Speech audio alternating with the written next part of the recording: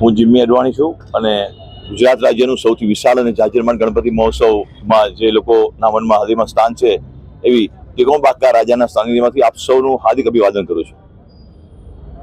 આપને જણાવતા બહુ હર્ષ અને ખુશી અનુભવી રહ્યા છીએ કે 1999માં સ્થાપના થયેલા આ ગણપતિ આજે સૌરાષ્ટ્ર ગુજરાતના સીમાડા પાર કરીને ગુજરાતભરના ભક્તો માટે શ્રદ્ધા અને ભક્તિનું ધામ બન્યું છે.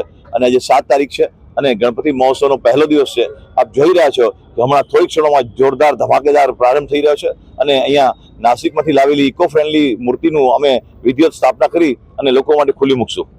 આપ જાણો છો કે તિકોમબાકા રાજાના જે ગણપતિ મહોત્સવ છે એના ગણપતિ જે છે દાદા છે, દુંદાળો દેવ છે, જે વિઘ્નહર્તા દેવ છે, એના દર્શન કરવા માટે લોકોમાં આતુરતા હોય છે. કેમ કે આ જે મૂર્તિ છે ઇકો ફ્રેન્ડલી હોય છે. એમાં રાજકોટના કારીગરો વોટર કલર અને હજારોની સંખ્યામાં ડાયમંડ અને હીરા જડિત હોય છે અને આ મૂર્તિને જોવા અને પૂજા કરવા, દુંદાળા દેવના કાલાલા કરવા માટે લોકો હંમેશા એને એકદમ આતુર હોય છે.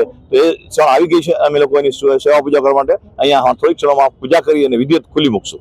જી, આપને જણાવીએ કે આજની જે થીમ છે એ ગણપતિ બાપા છે, દુંદાળા દેવ ઈ ભગવાન શ્રી રામના સ્વરૂપે બેઠેલા છે અને એના એક હાથમાં ધનુષ્ય અને બાણ છે અને બીજા હાથેથી તે પોતાના ભક્તજનોને આશીર્વાદ આપી રહ્યા છે.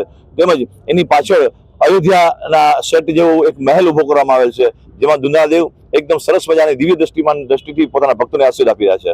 અને કાર્યક્રમની વાત કરીએ તો તિકોમબાકા રાજાની એક અલગ જ પહેચાન છે, ઓળખ છે કે રોજ 5:30 વાગે સામાજિક કાર્યક્રમો તેમજ રોજ 9 થી 12 વાગ્યા સુધી વિવિધ કાર્યક્રમો હોય છે જેમાં ખાસ કરીને લોક ડાયરો, અશાયરો, શ્રીનાથજીની ઝાંખી તેમજ લોક ઉપયોગી બ્લડ કેમ્પ, મેડિકલ કેમ્પ તમામ કાર્યક્રમો આવરી લેવામાં આવતા હોય છે.